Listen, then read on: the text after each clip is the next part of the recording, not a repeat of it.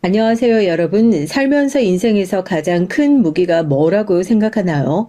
부모님의 사랑이라고 생각하시는 분들도 있을 거고, 명예라고 생각하시는 분들도 있을 거고, 사랑이라고 생각하시는 분들도 있으시겠죠. 그런데 요즘 보면 많은 분들은 인생에서 가장 큰 무기를 돈이라고 생각하시는 것 같기도 해요.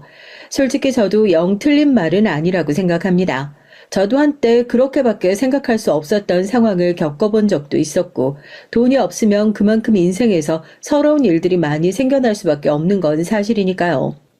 행복은 절대 돈으로 살 수 없는 거다 하는 사람들도 돈이 없으면 빠르게 불행해질 수밖에 없다는 말에 공감할 수밖에 없을 거예요.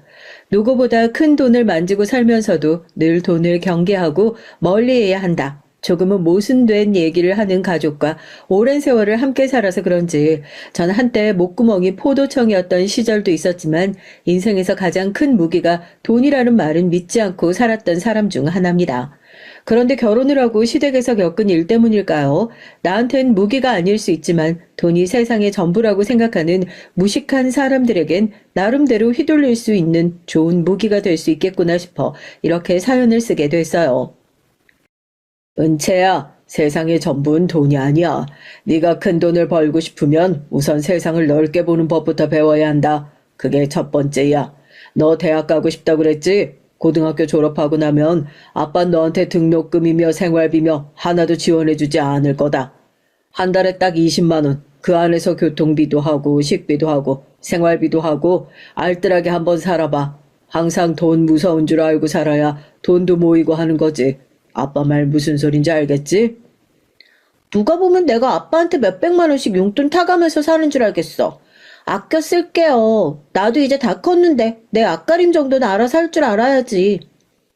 어렸을 때부터 아빠는 저한테 늘 돈 무서운 줄 알아야 한다. 돈 아껴 써야 한다.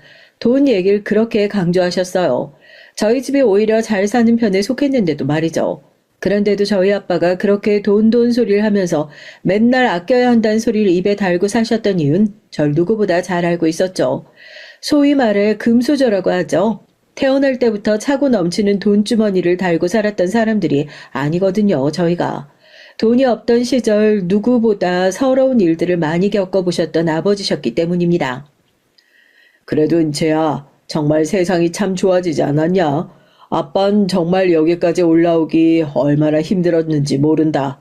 그 시골에서 예전에 먹을 거 없어가지고 풀 뽑아가지고 무슨 맛인지도 모르고 죽이라고 끓여 먹던 시절 생각하면 지금 정말 먹고 살기 좋은 호시절이지. 너희 엄마도 참 지금 같았으면. 소장농의 아들로 태어나서 시장에 좌판 깔아 과일 팔고 야채 팔고 남의 집 머슴 일까지 안 해본 일이 없다고 하셨어요. 그래도 그렇게 고되게 살았던 인생이 한 번도 허투루 흘러간다 생각했던 적은 없으셨대요. 한 명이 그렇게 힘들게 살았으면 좀 잘 사는 사람 만나서 서로 의지하며 살았으면 참 좋았으련만 하필이면 꼭 똑같이 어려운 엄마와 둘이 만나서 서로 져 낳고 참 지지고 볶고 힘든 나날들을 보내셨었답니다. 그때까지만 하더라도 아빤 변변찮은 직업이 없어 하루 벌어 하루 먹고 사는 일들을 계속 하셨었고요. 배운 기술이라곤 남의 집에서 몸 갈아서 하는 일들 뿐이었으니까요. 은채야, 엄마 없어도 아버지 말씀 잘 듣고 아버지 속 절대로 썩이지 말고 행복하게 잘 지내야 한다. 알겠지? 엄마 먼저 가서 미안해. 조금 일찍 가서 은채랑 아빠랑 기다리고 있을 테니까 아빠랑 좋은 곳도 많이 가고 맛있는 것도 많이 먹고 하다가 천천히 와. 엄마 안 돼. 나랑 아빠랑 두고 어딜 가. 나 엄마 없으면 안 돼, 응? 엄마 내가 미안해. 앞으로 엄마 말 정말 잘 들을 테니까 조금만 더 살아주라. 나 대학 가는 것도 보고 결혼하는 것도 보고 아기 낳는 것도 다 보고 그러고 나서 하늘로 가기로 약속했잖아. 엄마 약속 지켜야지. 안 돼. 나 엄마 절대 못 보내. 가난하지만 서로 사랑하는 마음으로 버텼고 배고픈 날은 있어도 행복하지 않은 날들은 없었다. 그렇게 자부하며 살아왔어요. 하지만 저희 가족의 행복은 그리 오래가지 못하고 산산조각 나버리고 말았습니다. 제가 딱 중학교에 올라가던 시기에 저희 엄마가 대장암 말기라는 끔찍한 선고를 받게 됐죠. 단순히 엄마한테만 떨어진 선고가 아니었습니다. 저희 가족의 행복이 이젠 다 끝나버릴 거란 사형 선고 같았어요. 엄만 하루가 다르게 말라갔어요. 삶의 문턱 끄트머리에 다다른 것 같은 엄마를 지켜보고 있는 것보다 더 힘든 건 남겨진 가족들의 인생이었어요. 엄마가 그렇게 아파서 다 죽어가고 있는데도 뭐 하나 해줄 수 없다는 미안함. 저보단 아마 엄마의 옆에서 평생 곁을 지켰을 아빠가 훨씬 더 마음이 안 좋으셨을 겁니다. 제가 어떻게든 이번 주까진 돈을 마련해가지고 올 테니까. 아니, 아무리 그래도 병원인데 이건 아니지 않습니까? 사람이 다 죽어가게 생겼는데 돈 못 냈다고 당장 침대를 빼라니요. 그런 무책임한 소리가 어딨어요. 내가 안 갖다 주겠다는 것도 아니고 나도 지금 당장 월급이 밀리고 있어서 그렇습니다. 마누라 목숨 맡겨놓고 그 돈 절대 떼먹을 그런 몰상식한 인간 아닙니다. 제발 내 얘기 좀 들어주세요. 의사 선생님, 그래, 우리 마누라 봐주시는 의사 선생님한테 내가 직접 얘기할게요. 아버님, 여기서 이러시면 안 되신다니까요. 저희도 다 사정 봐드리고 싶은데 원칙대로 처리할 수밖에 없어서 그래요. 병원에서도 밀어드릴 수 있는 만큼 최대한 밀어드린 거예요. 더 이상 미루는 것도 어렵다고 몇 번씩이나 벌써 말씀드렸잖아요. 이번 주 지나고 나면 정말로 퇴원 절차 밟아야 하니까 그런 줄 아세요. 그렇게 진작 안 밀리고 내셨으면 얼마나 좋아요. 왜 저희만 이렇게 나쁜 사람 만드세요? 그날따라 학교에서 몸이 안 좋아서 일찌감치 조퇴를 하고 엄마가 계신 병원으로 한달음에 달려갔는데 제가 마주한 장면은 참 비참하기 그지없었습니다. 익숙한 목소리가 들려서 보니까 아빠가 수납처 직원과 한동안 실갱이를 하고 있더라고요. 다 떨어진 옷을 입고 제때 병원비 내지 못해 엄마가 이번 주가 지나면 병원에서 억지로라도 퇴원 수속을 밟아야 할지도 모른다는 얘기에 기분이 참 먹먹하고 비참하기만 했습니다. 나이가 어린 제 심정도 그랬는데 아빠 심정은 오죽하셨을까요? 복도 끝에서 혼자 창문을 바라보면서 누가 듣기라도 할까 숨죽여서 울고 계신 아빠의 작은 어깨가 아직도 선명하게 기억이 나요. 여보, 나 병원에 오래 누워있으니까 더 아픈 것 같아. 이제 내가 살아봤자 얼마나 더 살겠어. 그러지 말고 나 퇴원 좀 시켜주라, 응? 이제 남은 날은 집에 가서 은채랑 시간도 보내고 그렇게 평범하게 살면서 마무리하고 싶어. 진짜 내가 그러고 싶어서 그래.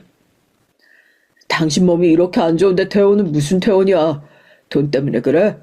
혹시 아까 하는 얘기 들어서 그런 거야? 아무 문제 없어. 이번 주면 월급 들어오고 이번 주엔 정말 들어온다고 했으니까. 여보, 내 마음이 너무 안 좋아서 그래. 내가 마음이 안 좋아서 내가 무슨 생각으로 이런 얘기 꺼낸지 당신이 내 마음 잘 알잖아. 제발 나 마음 좀 편하게 지낼 수 있게 당신이 도와주라. 하루라도 더 병원에 있는 것이 누가 봐도 좋아 보이는 것 같은 엄마의 상태. 그놈의 돈이 뭐라고 엄만 마지막은 그래도 가족들과 함께 하고 싶다는 눈에 빤히 보이는 핑계로 퇴원을 하셨고 그 방법을 제외하곤 달리 뾰족한 수도 없었던 아빠 역시 눈물을 머금고 집에서 엄마의 임종을 지키게 됐어요. 엄마가 돌아가셨던 그 해엔 아빠와 저에게 정말 돈 없는 사람의 서러움을 제대로 느끼게 해줬던 비참하고 힘든 한 해이자 저희 가족의 인생을 180도로 다른 모습으로 돌리는 아주 커다란 전환점이 됐죠. 아빠, 정말 괜찮겠어? 그런 일 한 번도 해본 적 없잖아. 친구들한테 얘기 들어보니까 엄청 위험하다고 하던데. 하다가 사고도 많이 날 수 있대. 나 정말 그러다 아빠까지 잘못되면 고아되는 거야. 은채야, 아빠 평생 이 건강한 몸뚱이 하나로 밥 벌어먹고 살았던 사람이야. 은채니가 무슨 일 있어도 이 아빠가 다 해결해 줄 거니까 그러려면 건강하게 오래오래 살아야겠지. 아빠가 은채랑 다른 약속은 못해도 그거 하나는 꼭 약속하마. 너 힘들 때 항상 뒤에서 건강한 모습으로 기댈 수 있게 서 있겠다고. 엄마가 돌아가신 이후로 전 아빠와 단둘이 살게 됐어요. 여유롭지 못한 경제 사정으로 엄마를 떠나보낸 것이 마음에 한으로 남으셨던 모양인지 그때부터 아빤 정말 닥치는 대로 일을 하기 시작하셨죠. 처음에 아빠가 시작했던 건 육가공 일이었습니다. 일이 힘든 만큼 버는 돈이 많고 그동안 뭐 하나 제대로 된 기술을 배우지 못해서 하루 벌어 하루 먹고 살기 바빴는데 그래도 제대로 된 기술을 배워놓으면 앞으로 평생 먹고 살 수 있지 않겠냐면서요. 무작정 대형 정육점에 들어가서 일을 배우기 시작했고 처음엔 칼을 쥐는 요령도 제대로 없으셔서 그런지 손바닥이며 어디며 맨날 찢어지고 정말 크게 다칠 뻔한 적도 많아서 밤중에 울면서 병원으로 쫓아가는 날도 많았습니다. 저희 아빠가 맨날 했던 소리가요. 다른 건 몰라도 가난한 자식한테 대물림 시키기 싫다고 그 비참한 기분을 내 딸한테까지 다시 느끼게 하고 싶지 않다고 그러셨거든요. 전 아빠가 위험한 일 좀 안 했으면 좋겠다 생각했는데 그 생각 하나를 가지고 죽을 각오로 버티셨던 거죠. 전국을 돌아다니면서 일을 하는 통에 이사도 많이 다녔고요. 한 5년 정도 지나고 나니까 아빠도 이 기술에 익숙해지기도 했고 아빠랑 저도 저녁에 삼겹살을 먹으러 외식을 다닐 수 있을 정도로 조금 먹고 살만해졌죠. 아빠는 맨날 맛있는 거 먹고 좋은 걸 보러 갈 때마다 남몰래 고개를 돌리고 눈물을 훔치셨습니다. 몇 년만 더 견디면 이렇게 해뜰 날이 왔을 텐데 그 몇 년을 버티지 못하고 떠나가 버린 엄마한테 미안한 마음 때문에서였겠죠. 사람이 살면서 인생에서 평생 3번의 기회가 온다고 그러잖아요. 그 놀라운 기회가 저희 가족에게도 찾아왔습니다. 평범하게 정육점에서 일을 하고 있던 아빠였는데 늘 성실하고 부지런하게 일을 하는 모습이 좋아 보였는지 같이 일을 하시던 정육점 사장님이 식당 준비를 하고 있는데 같이 한번 차려보는 게 어떻겠냐 먼저 제안을 주셨대요. 그동안 모아둔 돈이 다 날아가서 휴지 조각이라도 되어버리면 어떡하나 고민을 하고 계시더라고요. 아빠가 그랬잖아. 아빠 맨날 사장님하고 부를 일밖에 없었다고. 사장님 소리 한번 들어보는 게 소원이라고. 아빠 소원이 이룰 수 있는 기회였는데 왜 포기해? 돈 날아가 버리면 다시 벌면 되지. 아빠 혼자 버는 게 모자라다 싶으면 나도 나가서 벌면 되는 거고. 그러니까 아빠 기회 왔을 때 해봐. 제 응원에 용기를 낸 아빠는 사장님과 함께 식당을 오픈하게 됐고 꿈에 그리던 사장님 소리를 듣게 되셨죠. 인생에서 한번 내볼까 말까 했던 용기를 냈던 탓인지 아니면 그동안 불행이 연달아 겹쳐왔던 탓인진 몰라도 그동안의 고생을 다 보상받기라도 하는 것처럼 아빠는 연일 승승장구하기 시작했습니다. 가게를 함께 운영하셨던 사람이 건강 문제로 장사를 이어나가기 힘들 것 같다면서 장사가 잘 되고 있던 가게를 아빠에게 전부 다 넘기셨고 아빠는 온전한 사장이 된 이후로 더 피땀 눈물을 쏟아가면서 장사에 몰두하셨어요. 그 결과 동네에서 조그마하게 하던 고깃집은 얼마 안 가서 대형 프랜차이즈화가 되었고 아빠는 얼떨결에 돈방석에 앉게 되셨죠. 아니 그게 무슨 말도 안 되는 소리야? 거기 완전히 생활무지나 다름없었잖아. 무슨 그런데 골프장이 들어온다고. 이거 좋은 거지, 아빠? 우리 완전히 대박 터진 거지? 그래, 임마. 우리도 이제 고생 끝난 거야. 아빠가 거기 처음에 땅 투자할 때부터 얘기했었잖아. 아빠 왜 예전에 부잣집에서 머슴살이 할 때 그 할아버지가 얘기해 줬었다고. 이런 땅을 사야 된다고. 노인네 그냥 헛소리 하는 줄 알았는데 진짜였네. 완전 노른자위 땅이었어. 정말 로또도 이렇게 터지면 조작이 아니냐고 의심받을 정도로 행운이 뻥뻥 따라왔어요. 외식 사업이 브랜드화된 것도 모자라서 이렇게 벌어들인 돈을 정말 반신반의하는 마음으로 부동산에 투자하셨거든요. 아빠가 하는 일이라면 말리지 않고 응원했던 저도 이건 너무 무모한 도전이 아니냐면서 다시 생각해보라고 몇 번을 말렸었는데 아빠가 만약 이번에도 제 얘기를 들었더라면 몇백억을 벌 기회를 완전히 날려버리실 뻔했었네요. 그렇게 저희 아빠는 불과 10년 만에 서울의 노른자 빌딩을 여러 채 보유하고 있는 수백억 대의 자산가가 되셨습니다. 어렵게 먹고 살던 가정에서 부자 아빠가 됐다고 달라지는 건 아무것도 없었어요. 예전이나 지금이나 늘 다정한 성품의 아빠였고 통장 잔고가 갑자기 불어난다 하더라도 검소한 성품에도 변한 건 없으셨죠. 뭐 집 잘 산다고 되게 비싼 학원이니 과외니 그런 걸 시켜주시지도 않았고요. 제가 크게 공부 쪽으로 머리가 없기도 했었고 아빠도 다른 건 몰라도 투자 쪽으로는 빠삭하니까 딸이 별로 원하지도 않는 것에 투자를 해주고 싶지도 않으셨던 거였어요. 대신 제가 관심을 가지고 있는 분야는 따로 있었습니다. 부동산 투자요. 서당계 3년이면 풍어를 읊는다고 어렸을 때부터 아빠 옆에서 이 땅, 저 건물 여러 개 보러 다니고 쫓아다니다 보니까 지금은 저평가되어 있는 것들을 남들보다 일찍 알아차리는 과정이 참 좋다는 생각이 들더라고요. 등록금 대줄 생각은 없고 첫 학기 등록금만 이자 없이 빌려줄 수 있다는 아빠에게 그렇게 전문대학교에 입학해서 공부를 시작하게 됐고 대학 들어간 이후로 아르바이트를 하면서 아빠가 빌려주신 첫 학기 등록금도 모두 갚았고 하루에 알바를 2개씩 연달아 하면서 등록금이며 생활비는 모두 제가 번 돈으로 충당했습니다. 대학을 졸업하고 난 이후엔 아빠랑 같이 부동산 임장도 다니고 하면서 공인중개사 준비도 했고 또 공부머리는 영 없다고 생각했는데 중개사 시험은 한 번에 합격해서 그렇게 공인중개사로 일을 시작하게 됐어요. 은채씨, 나이도 젊은데 소개팅 한번 안 할래? 아니, 나도 한 다리 건너 아는 사람인데 여기 집안이 그렇게 괜찮다고 하더라고. 남자도 그냥 평범하게 대기업 다니는 사람인데 집안 사람들이 죄다 서울대 출신이래. 그 집 부부 내외가 교양 있고 성격 좋다고 동네에서 아주 소문이 자자한데 내가 은채 씨 생각이 딱 나더라니까. 은채 씨네 집도 그렇게 잘 사는 편 아니지? 에이, 우리 사이에 뭘 그런 걸 가지고 부끄러워하고 그래. 솔직히 딸은 살림 미천이라고 다들 그러잖아. 난 솔직히 좀 공감되더라고. 좋은 집에 시집 가는 게 좋지. 소개팅이요? 저 그런 거 한 번도 안 해봐가지고 솔직히 연애에 별 관심이 없기도 하고요. 아버지도 집에 혼자 계신다며 언제까지 연애도 안 하고 그러고 있을 거야? 은채 씨 부모한테 다른 게 효도가 아니라 일찌감치 시집 가서 행복하게 사는 모습 보여주는 거, 그게 효도야. 공인중개사로 일하면서 부모님한테 효도하려면 이렇게 일에만 매달려 있지 말고 남자 소개도 좀 받고 소개팅 생각 없어도 일단 나가서 그냥 만나보라면서 하도 등을 떠미시길래 정말 억지로 나가다시피 했던 자리에서 남편을 처음 만나게 됐어요. 처음엔 집안이 잘나고 괜찮은 직장 다니고 있다고 하길래 그런 사람이 내가 눈에나 차겠나 싶어 그냥 소개해준 거 거절하기도 뭐하니 적당히 자리나 채우고 시간이나 때우다 오자 하는 마음으로 나갔던 자리였었죠. 그런데 정말로 결혼을 할 짝은 정해져 있나 봅니다.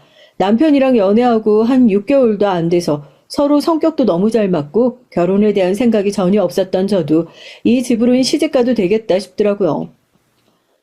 아무래도 애엄마가 일찍 세상 떠나다 보니까 제가 가르친다고 가르쳤지만 모자란 부분이 많을 수도 있겠습니다만 사돈께서 예쁘게 봐주시고 하나하나 가르쳐 주시면 머리는 좋아서 금방 배울 겁니다. 모쪼록 잘 부탁드리겠습니다.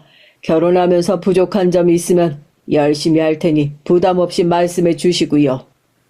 아마 남편도 제가 따로 말하지 않았으면 저희 아빠가 건물 몇 개나 가지고 있는 프랜차이즈 대표라는 사실을 전혀 몰랐을 거예요. 그렇게 돈을 많이 벌고서도 정작 아직까지 본인이 사시는 집은 예전에 살던 집에서 크게 좋아지지도 않았고 타고 다니시는 차도 구형 소나타시거든요. 저도 친정아빠 직업 듣고 깜짝 놀란 신랑한테 워낙 뽐내는 거 별로 안 좋아하시는 분이니까 시부모님한테도 별다른 소리 안 했으면 좋겠다 그랬었죠. 아니나 다를까 상견례 자리에서도 저희 아빠 그냥 소소하게 자영업하고 있다, 식당하고 있다 그러시더라고요. 버는 돈이 이미 일반 식당이 아닌데도 말이에요. 저희 시부모님도 돈돈거리면서 꼬치꼬치 캐물으시는 그런 스타일 아니셔서 더 이상 얘기가 나오지 않았고요. 아유, 사돈 무슨 말씀을 그렇게 하세요. 은채같이 똑부러진 며느리 얻을 수 있어서 다행입니다. 막내가 제일 먼저 결혼한다고 하길래 대체 어떤 아가씨길래 얘가 이렇게 서두르나 했더니 은채 보고 나니까 저희도 결혼 서두를 수밖에 없더라고요. 우리 첫째랑 둘째도 빨리 장가 가야 될 텐데 말이에요. 사돈 주변에 우리 은채만큼 똑똑하고 예쁜 며느리감 있으면 꼭 다리 좀 놔주세요. 결혼 생각에 전혀 없던 제가 결심을 하게 된 계긴 굳이 따지고 보면 저희 시부모님 덕분도 있었을 것 같아요. 처음에 소개팅 받을 때부터 동네에서 성품 좋기로 자제하다는 얘기 들었지만 막상 첫인사를 가고 나니까 그런 소문이 괜히 생긴 소리가 아니구나 싶더라고요. 혹시라도 그렇게 괜찮은 집안이니까 어머니가 안 계시는 날 무시라도 하면 어쩌나. 제가 아무래도 유튜브에서 사연을 너무 많이 봤었던 모양이에요. 처음 인사 갔을 때부터 괜히 문전박대라도 당하면 어떡하나 전날에 잠도 못 잘 정도로 엄청나게 긴장을 많이 하고 갔었는데 인사 가자마자 제 사연 다 들으셨다면서 그 고생을 하고서도 이렇게 바르게 커져서 고맙다고 하시더라고요. 아, 죄송해요. 주책맞게 왜 여기서 눈물이 다 나오는지 모르겠네요. 너무 감사해서 전. 아유, 아니다. 네가 평소에 어디 말도 못하고 속으로 얼마나 많이 힘들었을 거야. 진우야, 엄마가 은채 눈물 보는 건 오늘이 마지막인 줄 알아? 너 앞으로 살면서 은채 눈에서 눈물 빼기라도 하면 그땐 아들이고 뭐고 내가 너 호적에서 아주 파버릴 테니까 그런 줄 알아. 알겠어? 은채야, 시집 와선 행복만 하자. 알겠지? 이런 소리 하면 시어머니가 별소리 다 한다 싶겠지만 내가 아들만 셋이라서 하루라도 빨리 며느리 보는 게 소원이었던 사람이었어. 네가 제일 일찍 시집 와서 그런지 몰라도 난 그냥 네가 꼭 큰딸 같고 그러네. 그때부터 시어머니가 저한텐 정말이지 일찌감치 돌아가신 엄마 생각을 떠올리게 하시는 분이라서 고부 갈등이나 이런 것도 전혀 없었고요. 결혼하고 나서 시댁에 들어가서 시부모님과 함께 살고 싶었지만 시부모님이 겨우 만류하는 통에 못 들어가기도 했었다니까요.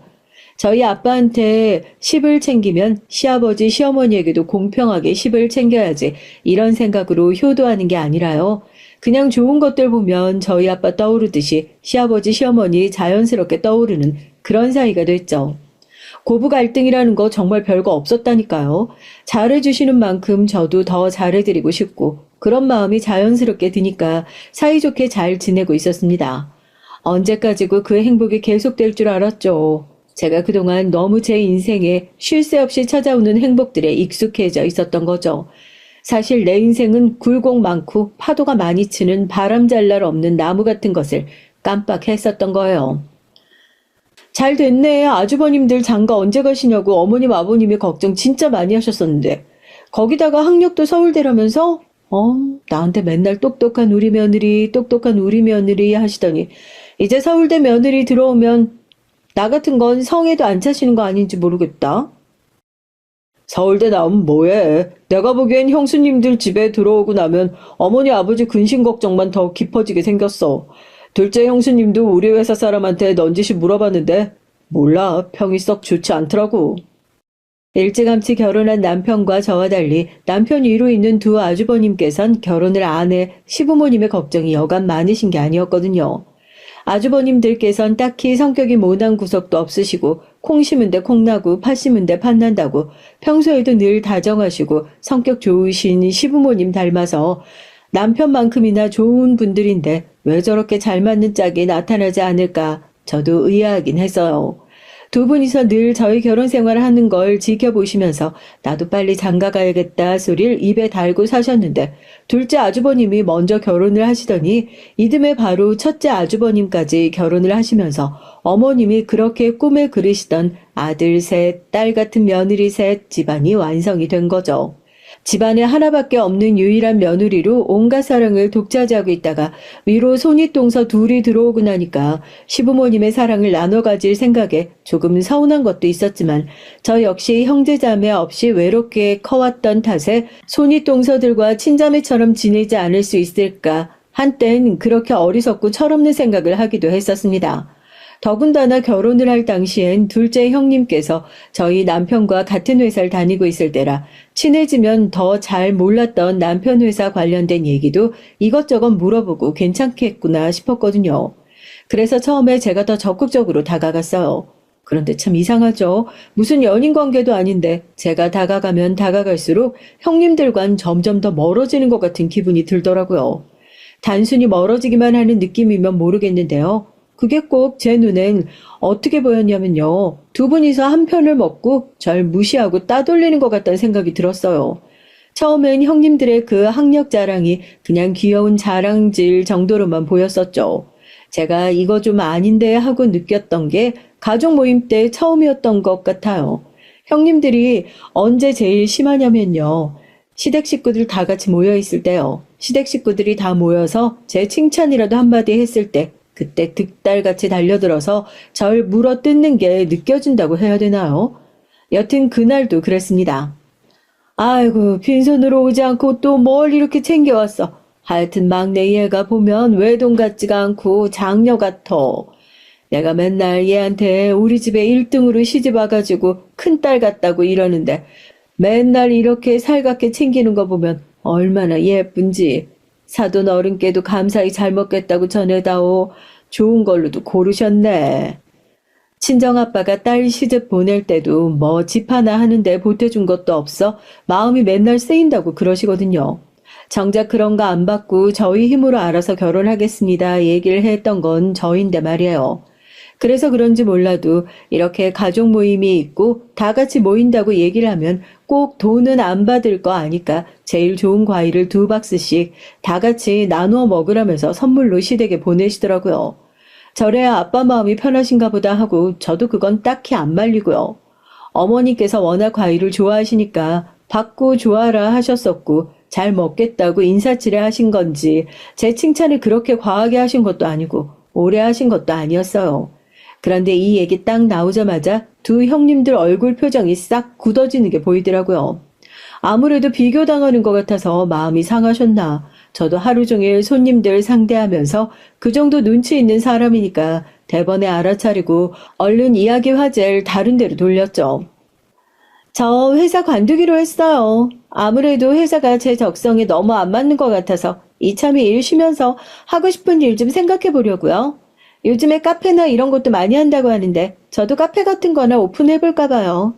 이제 슬슬 아이 준비도 해야 되는데 아무래도 밖에서 일하고 그러면 스트레스 받아서 들어설 애도 잘 안 만들어지고 그럴 수 있잖아요.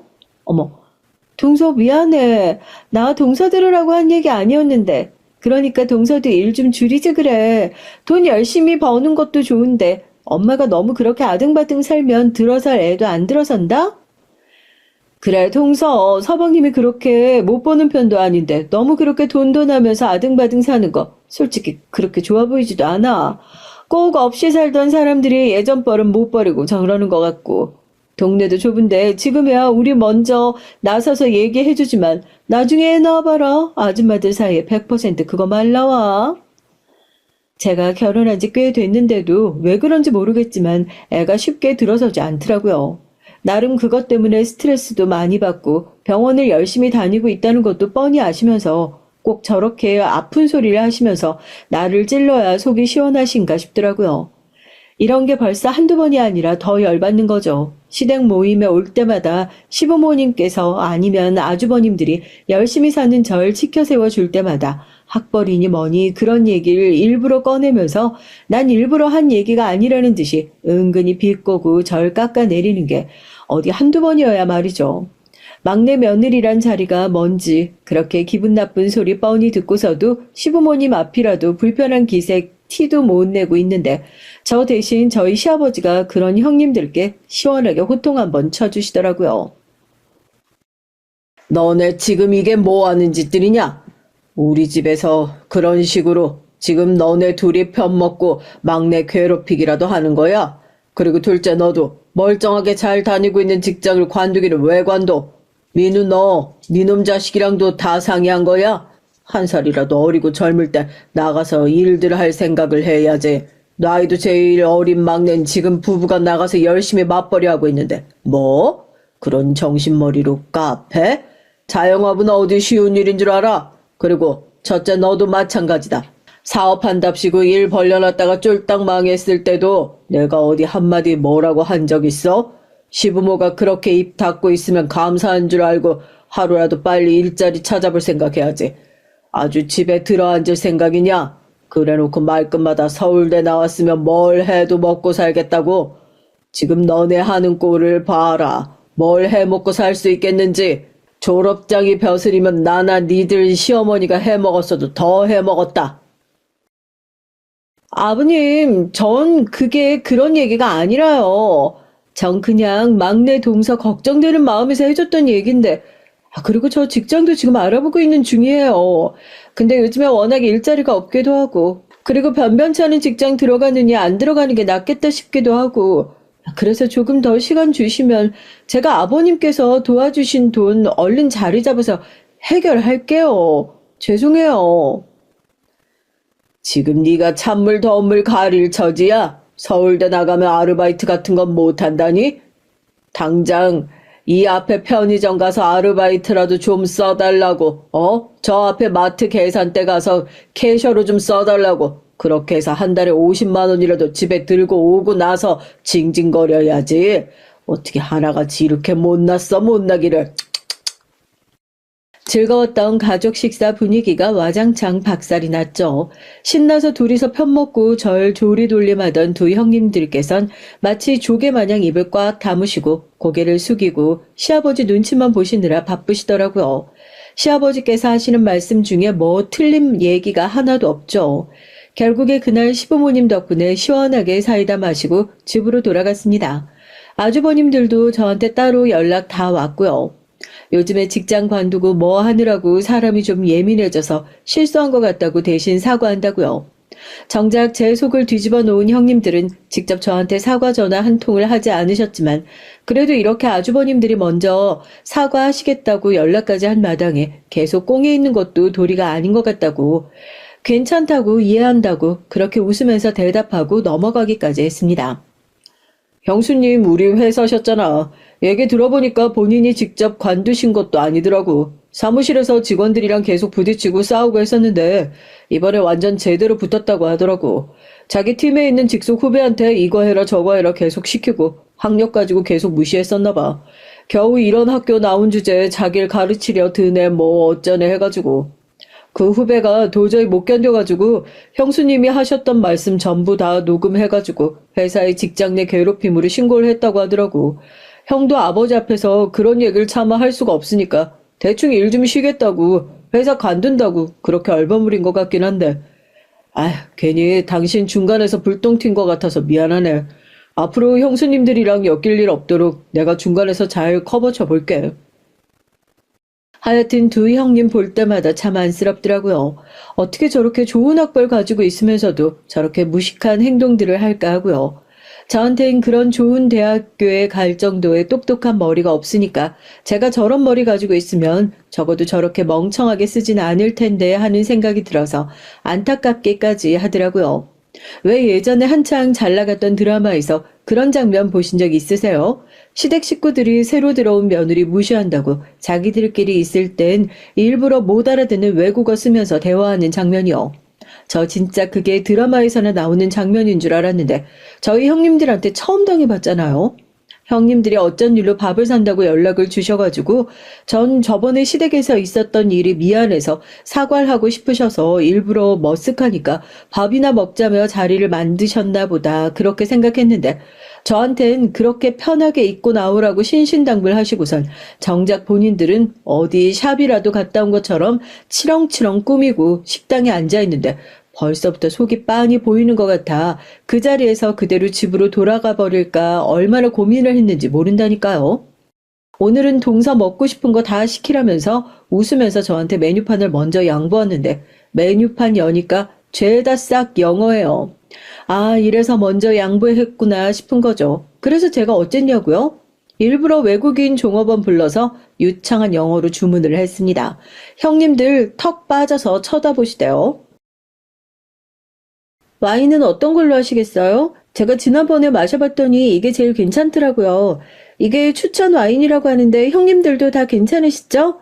아참, 오늘 식당 여긴 제가 결제할게요. 그리고 제가 버는 게 있는데 어차피 형님들 아주버님 카드 가지고 나오셨을 거 아니에요.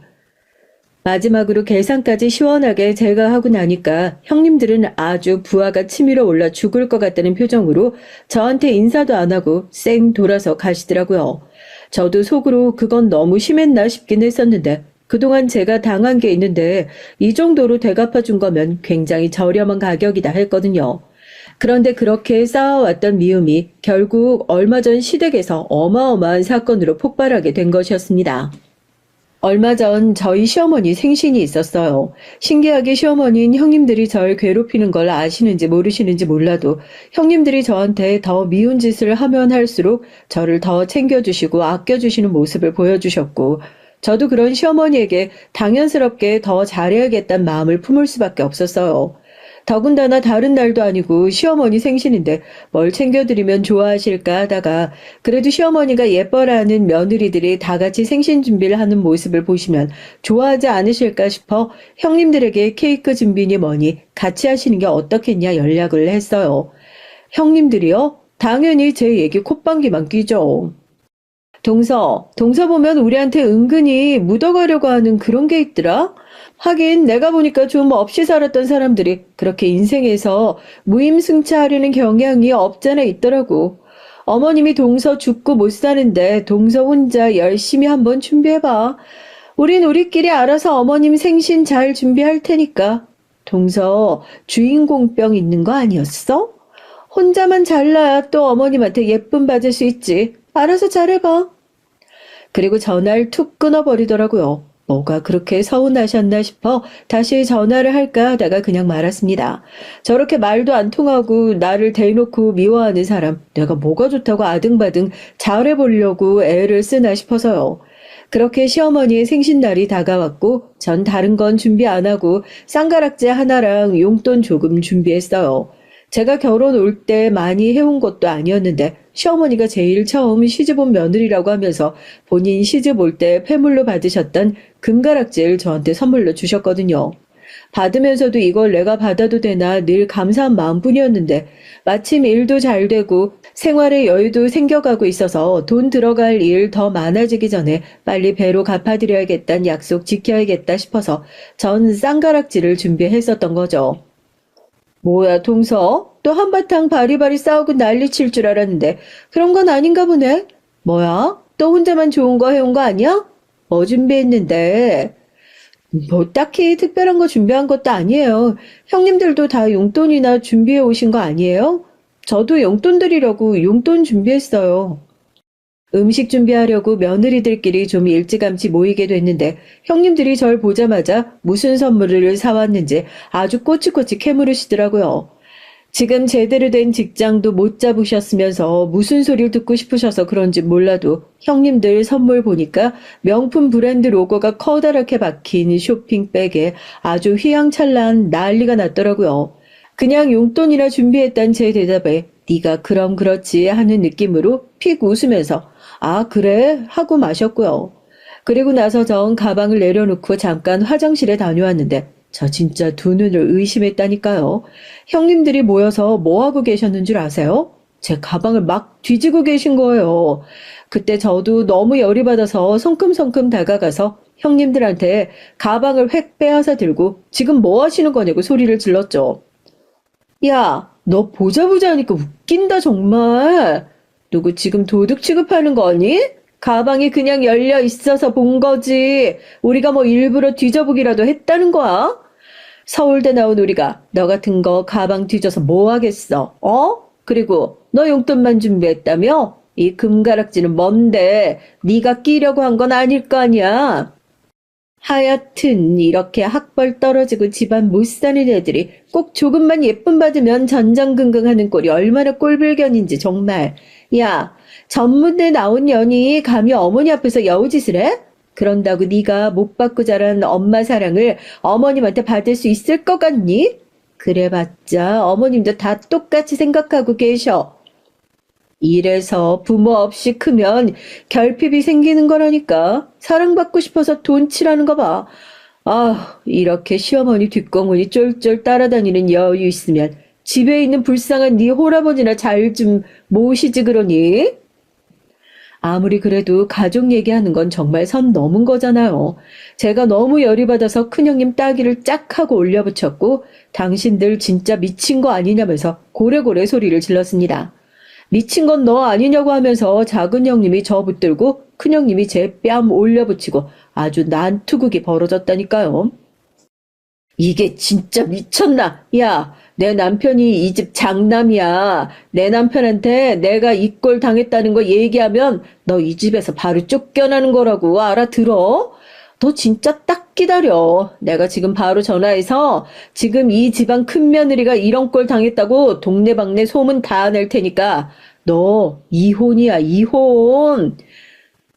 이런 년들이 내가 너희 꼴 보기 싫어서 지금 이혼할 판이야. 누가 먼저 지금 이혼 얘기를 꺼내고 지랄이야, 지랄은. 얼굴이 온통 퉁퉁 붓고 정말 서러워서 바닥에 주저앉아 엉엉 울고 싶은 심정이었어요. 시집 와서 지금까지 당했던 모든 일들이 다 떠오르는 것 같더라고요. 자기 부모님한테 전화해서 이르겠다느니 남편한테 말하겠다느니 하는데 누군 뭐 부모님 없어요? 항상 어려운 일이 있을 때마다 뒤에서 절 지켜줄 수 있게 든든하게 서 있겠다던 아빠의 말 그때 딱 스쳐 지나가더라고요. 시어머니 생일에 이렇게 크게 분란을 만들고 싶진 않았지만 먼저 시비를 건 건 두 형님들이었으니까 본때를 보여줘야겠다 싶어서 바로 친정 아빠에게 전화를 걸었습니다. 엄청나게 바쁘실 텐데도 신호음이 3번도 울리기 전에 전화를 바로 받으시더라고요. 아빠 딸 시집 잘 보낸 것 같다고 좋아하셨죠? 아무래도 나 이 집에 시집 잘못 온 것 같아. 형님들이 학벌 좋다고 전문대 나온 내가 시어머니 마음에 들고 싶어서 환장해가지고 여우짓 한다고 어찌나 많이 괴롭히는지 모르겠어. 나 이대로 결혼 생활 못하겠어요. 아빠, 형님들 때문에 내가 이 집 꼴 보기 싫어서라도 이혼을 하든지 해야지. 뭐? 은재야, 너 그게 무슨 소리야? 지금 너 어디 가지 말고 꼼짝 말고 거기 있어라. 아빠가 지금 바로 갈 테니까. 이 미친 것들이 감히 우리 딸을 건드려? 그리고 나서 1시간 정도 흘렀을까요? 그 사이에 시부모님과 남편, 아주버님들도 집에 다 도착하고 쑥대밭이 된 집안꼴을 보고 다들 이게 무슨 일이냐며 이마를 짚고 난리가 났는데 잔뜩 화가 나신 친정아빠가 가장 마지막에 시댁에 도착하셨습니다. 저 한 번도 저희 아빠가 그렇게 돈 자랑하는 것 같이 입고 다니는 거 본 적이 없었는데 딸이 돈 때문에 학력 때문에 무시당했다는 얘기를 들으니까 화가 많이 나셨는지 제가 돈 벌고 나서 사드려도 이런 거 안 하고 다니겠다 싫다 하셨던 명품 시계며 구두를 다 두르고 오셨더라고요. 제가 가난한 집 딸이라고 생각했던 두 형님들도 저희 아빠의 차림새 보고 흠칫 놀란 눈치였고요. 저 우리 딸 다시 데리고 가겠습니다. 시댁에서 아껴주신다고 약속하셔서 마음 놓고 보내놨더니 이 집 며느리들한테 학력이니 집안이니 그런 소리 들으면서 무시당할 그런 애가 아닌데 어떻게 시부모님이 되셔서 그런 것들 하나 못 막아주셨습니까? 장서방 자네도 남편이 돼서 어떻게 그런 걸 몰랐단 말이야? 집안에 분란 일으키기 싫어서 입 다물고 있었던 저 대신 저희 아빠가 그동안 제가 당했던 일들을 시댁 식구들 앞에서 구구절절 읊어주셨고 얘기를 들은 시댁 식구들은 깜짝 놀라며 그게 전부 다 사실이냐고 두 형님들을 추궁하기 시작했죠. 이미 증인이 눈앞에 뻔히 있는데 자기들이 뭐라고 거짓말을 할 수 있겠어요. 끼케야 오늘은 제가 먼저 때린 거다. 자기들은 정말 싸울 생각이 없었다. 이따위 변명뿐이었죠. 먼저 저희 집안 운운한 게 형님들이셨잖아요. 저희 아빠 욕하는 소리 듣고도 참는 게 그게 등신 아니에요? 당신 왜 여태까지 말을 안 했어? 형수님들이 좀 과하다고 전부터 생각은 했었는데 이 정도일 줄은 몰랐네요. 저도 아까워서 감히 함부로 못하는데 어떻게 그러실 수가 있으세요? 형수님이라는 호칭도 아깝네요. 시부모님은 당연히 불같이 화를 내시고 난리가 났죠. 왜 저렇게 무식한 애를 감싸고 도는 거냐고. 아직도 정신 못 차리고 바락바락 대드는 큰형님의 뺨을 시아버지가 시원하게 한 대 더 내리치고 상황은 깔끔하게 마무리가 됐습니다. 그놈의 서울대 졸업장 가지고 있으면 뭐해? 기본적인 정신머리나 소양도 제대로 못 갖추고 있는데 여태까지 백수로 지내도 아무 말도 안 했었는데 이제 그런 생활도 끝이다. 나가서 일해서 한 푼이라도 벌어오든지 이혼을 하든지 해. 돈을 한심해서 못 봐주겠으니까. 사돈 정말 죄송합니다. 사돈께서 무슨 죄가 있으시겠습니까? 돈 자랑하고 무식한 인간들이 죄인 거죠. 이번에 이렇게 돌아가겠지만 저 딸한테 무슨 일 생기면 그땐 이렇게 조용히 안 넘어갈 겁니다. 제가 조용히 안 넘어갈 수 있는 사람이라는 건 사돈께서 더 잘 아실 거라 생각하고 물러가겠습니다. 다신 이런 일 없도록 하세요. 두 동서들 자존심 완전히 개박살나고 눈물바람으로 저한테 무릎 꿇고 사과하고 난리도 아니었어요. 그렇게 아빠가 시원하게 엎어준 덕분에 저도 그동안 마음에 쌓여왔던 앙금들을 시원하게 털어낼 수 있게 됐네요. 그래서 그 뒤에 저희 형님들 어떻게 지내고 있는지 아세요? 저한테 찍소리도 못하는 건 물론이고 지금 각각 분식집, 카페에서 급하게 아르바이트를 하면서 이혼은 겨우 면하신 상태입니다. 시댁 행사 때문에 어쩔 수 없이 간간히 한 번씩 마주치긴 하는데 아주버님들께 경제권 완전히 뺏겨 사치도 못 부리고 이제야 본인들 형편껏 살고 있네요. 이제 시댁 오면 시부모님 눈치에 제 눈치까지 보느라 아주 정신없어요. 저희 아빠가 늘 그러셨죠. 돈 있다고 유세 떠는 건 재수 없는 일이지만 적당할 때 비장한 무기로 쓸 수 있도록 늘 갈고 닦을 필요는 있다고요. 저 이제 그 말 믿고 열심히 죽는 날까지 한 푼이라도 더 벌기 위해 살아보려고요. 사연을 들으시는 분들 모두 부자 되시길 바라며 이만 사연 줄이겠습니다. 안녕하세요. 저는 평생을 시골에서만 살아온 70대 할머니입니다. 전 딸 셋에 아들이 하나예요. 딱 들으시면 아시겠지만 우리 집에선 누구보다 아들이 귀합니다. 저야 아들이든 딸이든 상관없이 똑같이 키웠다고 키웠지만 자식들이 느끼기엔 그렇지 않았을 거예요. 시부모님을 모시고 살았을 때 딸들이 함께 살면서 느낀 차별이 꽤 힘들었는지 지금까지도 옛날 얘기가 나오면 딸들이 투덜거리거든요. 특히나 막내 아들과 차별을 받았다는 얘기를 가장 많이 합니다. 엄마가 고기 반찬 있을 때마다 윤석이 앞에만 놔줘서 얼마나 서러웠는지 몰라. 내가 한번 먹으려고 젓가락 갖다 대면 할머니가 손으로 내 젓가락 탁 쳤다니까? 그러니까 우리가 그때 고기도 못 먹고 커서 지금 다들 이렇게 키가 크다 만 거라니까? 윤석이 쟤봐. 혼자 키 큰 거. 저게 다 할머니가 윤석이만 고기며 뭐며 몰래 갖다 먹여서 그런 거야.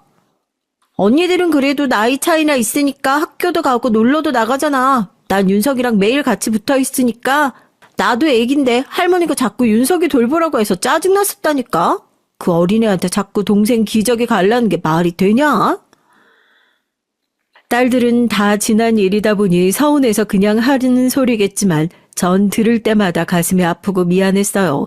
당시에 저도 시부모님 시집살이에 매일 아침이면 나가서 밭일하고 오후면 시아버지 공장에 나가 일할 때라 애들한테 온전히 신경 쓸 수가 없었어요.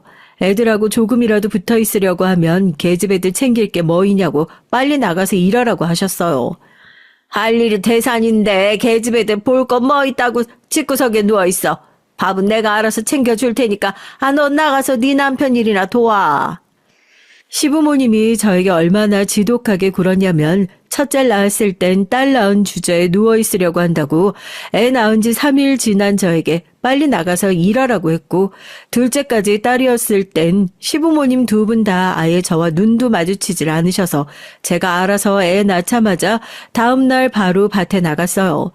남편은 항상 그런 제가 안쓰러워서 그럴 필요 없다고 누워있으라고 했지만 한 집에 절 눈엣 가시로 여기는 시어머니와 함께 있으려니 차라리 나가 일하는 게 더 낫습니다. 시부모님은 남편이 장남이다 보니 당연히 제가 아들을 낳아야 하는 거로 생각들 하셨죠. 그런 와중에 줄줄이 딸만 셋을 낳았으니 시부모님께 모진 구박을 다 받아야 했습니다. 셋째까지 딸을 낳자 시어머니께선 더는 안 되겠다며 막내를 가졌을 때 집안의 무당까지 불러서 굿을 했어요. 남들은 굿이니 뭐니 안 해도 잘만 낳는 아들을 넌 도대체 뭐가 부족해서 낳는 것마다 딸이니? 애미 네 나이도 이제 내일 모레 40인데 이번에도 딸이면 둘째라도 얻어서 아들 낳게 할 거니까 그런 줄 알아. 심지어 막내를 임신했을 땐 넷째까지 아들이 아니고 딸이면 저를 내쫓고 다른 며느리를 얻겠다는 말까지 하셨어요. 그때 저도 참 바보 같았던 게 시부모님에게 하도 구박을 받으며 살아 그런지 제가 정말 죄인인 줄 알았어요. 제가 자꾸만 딸을 낳는 게 제가 못나서 그런 줄 알았죠. 지금보다 더 옛날엔 여자가 아들을 못 낳으면 그대로 시댁에서 쫓겨나는 건 일도 아니었어. 둘째 마누라 얻어서 아들 얻겠다는 건 당연한 거였다고. 시어머니의 말이 말도 안 되는 억지라는 거야 누구보다 잘 알지만 어쩐지 시어머니한테 싫은 소리 한마디 못하겠더라고요. 제가 한마디라도 하면 100마디를 하실 게 뻔하니까요. 안 그래도 임신해서 힘든 사람한테 그런 말도 안 되는 소리까지 하셔야 속이 편하세요. 아들이든 딸이든 저희가 알아서 잘 키울 테니까 어머님은 이제 그만 좀 하세요. 이 자식이 뭐라는 거야? 네 엄마가 틀린 말 한 것도 아닌데 이 자식이 어디 감히 어미 앞에서 자기 마누라 편을 들어. 아이고 내버려 둬요. 아들 새끼라고 죽어라 키워놓으면 뭐래. 장가가면 자기 마누라밖에 모르는걸. 이게 다 우리 잘못이지 뭐. 며느리 하나 잘못 얻어서 제사상도 못 받아먹게 생겼네. 어머님도 참, 저희가 어머님 아버님 제사상 안 차릴까봐 그러세요? 자식이 넷이나 있는데 어련히 알아서 할까요? 딸만 줄줄이 낳아놓고 제사는 무슨 제사? 행여나 딸년들이 다 시집가서 할머니 할아버지 제사까지 지내주겠다. 아직 창창하신 분들이 벌써 제사 걱정을 뭐하라고 해요? 어머님, 아버님은 걱정하지 마세요. 앞으로 30년은 거뜬하실 테니까. 뭐야, 이놈아. 네 애비 내년이면 칠순인데 30년은 무슨. 저희 땐 그랬어요. 딸을 낳아봐야 시집가면 그만이라고 생각해서 죽어서 제사상이라도 얻어먹으려면 무조건 아들이 있어야 한다고 생각했죠. 어머님 아버지께서 애들 엄마한테 소리 지르는 것만 봐도 앞으로 30년은 무조건 거뜬하시니까 걱정하지 마세요. 아이고, 자기 마누라 구박한다고 훈수 두는 것 좀 봐. 내가 어디서 저런 팔불출을 낳았는지 몰라. 우리가 우리만 좋겠다고 아들 하는 줄 알아? 남잔 무조건 아들이 있어야 돼. 그래야 나중에 나이 들어서도 안 외로운 거다. 전 아들이고 딸이고 상관없이 내 자식이면 다 예쁘고 귀해요. 그러니까 괜한 일로 임신한 사람 힘들게 하지 마시고 그쯤 하세요. 결혼한 직후부터 시부모님으로 인해 힘든 일이 한두 개가 아니었어요. 그나마 다행인 건 제 남편이 제대로 정신이 박힌 사람이었다는 겁니다. 남편이랑 전 부모님이 아시는 분 소개로 만났어요. 그래서 어떤 남자인지 어떤 집안인지도 잘 모르는 상태로 얼굴도 몇 번 안 보고 바로 식부터 올렸죠.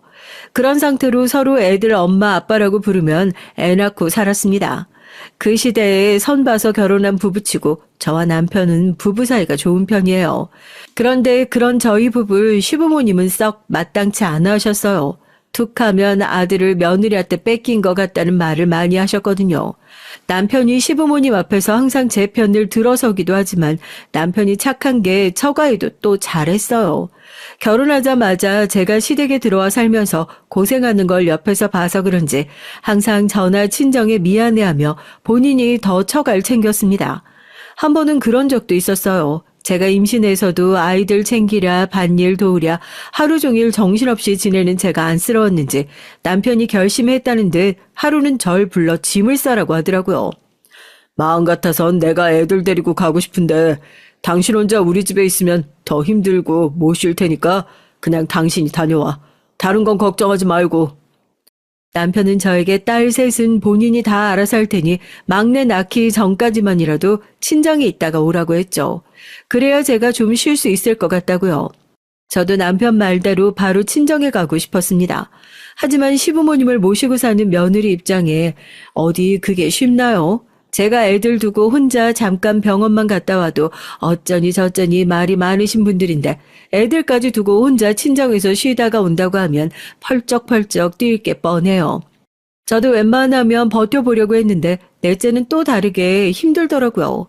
임신 9개월이 넘어가면서 배가 너무 많이 나와서 도저히 서 있을 수도 없고 앉을 수도 없었습니다. 그런 몸으로 애들을 보면 일을 한다는 게 가능하지가 않았어요. 잠깐 애들 밥이라도 챙겨주고 나면 숨이 너무 벅차서 정작 제 밥은 목구멍으로 넘어가질 않았습니다. 그쯤 되니 저도 안 되겠다 싶었죠. 하루 종일 누워만 있고 싶은데 시부모님 눈치가 보이니 편히 쉴 수도 없더라고요. 결국은 남편과 상의해서 일주일만이라도 친정에 다녀오겠다 했어요. 역시나 제가 당분간 친정에 있다가 온다고 하니 시부모님은 펄쩍펄쩍 뛰었습니다. 자식이 셋이나 있는 여편네가 애들 두고 어디 친정에 가냐고요. 얼씨구, 남들 다 아는 임신한 거 가지고 아주 유난을 떨어요. 어디 감히 출가외인이 애들까지 버려두고 친정에 가겠다 소리를 해? 남편 잘못 만나서 평생 시집살이하고 사는데 막내 낳기 전이라도 잠깐 부모님 댁에서 쉬다 오는 게 뭐 어때서 그래요? 애들 엄마 친정 가 있는 동안 내가 집에서 애들 볼 테니까 어머니가 밭일 좀 하세요. 요즘 시대 남자들이야 그런 일이 흔한진 몰라도 제가 애들 키우던 시대엔 남자가 처도 없이 혼자 애들 본다는 게 흔한 일은 아니었어요. 그것도 애 셋을 말이죠. 며느리가 만삭에 친정 가겠다는 것도 시어머니는 놀랄 놀자였는데 애까지 두고 가서 아들이 애 셋을 본다는 게 더 기가 막힐 노릇이었죠. 그때만 생각하면 전 아직도 오금이 저려요. 평소 시어머니 성미에 절대 절 순순히 친정에 보내주실 분이 아닙니다. 그런데 신기하게도 시어머니께서 절 친정에 보내주시긴 했어요. 남편이 시어머니 앞에서 눈까지 불하려가며 저렇게 고생하다가 아이라도 잘못되면 어떡하냐고 언성을 높였으니 시어머니도 더는 할 말이 없으셨나 봐요. 저더러 친정에 가고 싶으면 가라고 하셨어요. 그런데 그러면서 하시는 말씀에 소름이 돋았습니다. 네가 막바지에 닥치니까 아주 똥줄이 타나 본데 그래 어디 한번 너 하고 싶은 대로 다 해봐라. 네 뱃속에 막내까지 계집애면 난 약속대로 둘째 짤이 알아볼 테니까 그런 줄 알아. 시어머니는 제가 친정에 가는 게 끝까지 마음에 안 들었는지 만삭인 며느리한테 친정에 가는 날까지 막말을 마구 퍼버댔어요. 전 서러움에 금방이라도 눈물이 쏟아질 것 같았지만 남편과 제 딸들을 생각하면서 꾹꾹 참았습니다. 그래도 친정에 도착하고 나니까 속없이 마음이 좋기는 하더라고요. 친정 부모님들은 저희 시부모님 같은 분들은 없다고 칭찬하기 바쁘셨고요. 세상에 이런 시댁이 어디 있다니, 우리 딸은 복도 참 많다. 명절에도 항상 미리 보내주시는 것도 감사한데 임신했다고 쉬고 오라고 친정까지 보내주시니 감사해서 일을 다 어떻게 갚는다니. 제가 시댁에서 시부모님께 어떤 취급을 받으며 사는지 친정 부모님은 당연히 모르셨어요. 남편이 워낙 알아서 잘 하다 보니 친정 부모님은 제가 시집가서 마음 편하게 사는 줄 아셨거든요. 그럴 만도 한 게 남편이 중간에서 참 노력을 많이 했어요. 명절이면 시부모님께 욕을 먹으면서도 항상 처가 먼저 가자고 했고요. 그게 참 대단한 일이었던 게 그때만 해도 명절이면 시댁부터 들리는 게 당연한 일이었죠. 심지어 시댁에 갔다가 손님들이 많이 와서 일거리가 많아지면 여자들은 친정에 못 가는 일이 비일비재할 때였거든요. 남편은 제가 시댁에서 살면서 시집살이를 한다는 걸 항상 미안해하면서 명절만이라도 마음 편하게 친정에서 쉬다 오자며 항상 시부모님과 싸우면서도 명절날이면 친정에 가기 바빴어요. 평소에 맏며느리라고 이 사람이 밭일에 공장일에 다 하고 고생하는데 명절이라도 좀 쉬게 해줘요. 어머님 아버님한텐 우리 말고도 아들이랑 며느리가 둘씩이나 더 있잖아요.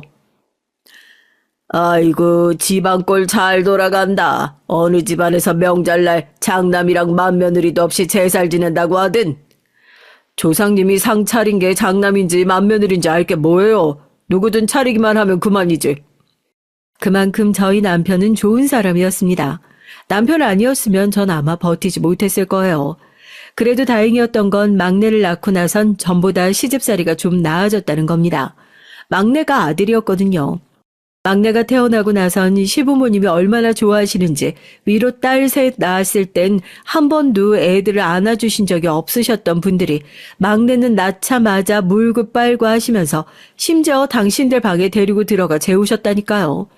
정말 신기할 따름이었죠. 처음엔 그런 모습이 언짢고 서운하기도 했어요. 저렇게 예뻐해 줄 수 있는 거 우리 딸들도 반만이라도 예뻐해 주셨으면 얼마나 좋았을까 싶어서요. 그래도 시간이 흐른 만큼 흐르고 나니 저도 늙어서 그런 시부모님마저 이해가 되긴 하더라고요. 자식 넷 중 하나도 안 예뻐해 주시는 것보다야 막내라도 예뻐해 주시고 챙겨주시니 고맙더라고요. 그렇게 힘들게 낳은 아들이다 보니 막내는 집안의 왕자처럼 자랐어요. 제가 아무리 딸들을 챙기고 공평하게 키우려고 해도 시부모님의 성화에 이길 수가 없었습니다. 막내 아들은 학교에 들어갈 때까지 시아버지 품에서 먹고 자고 했어요.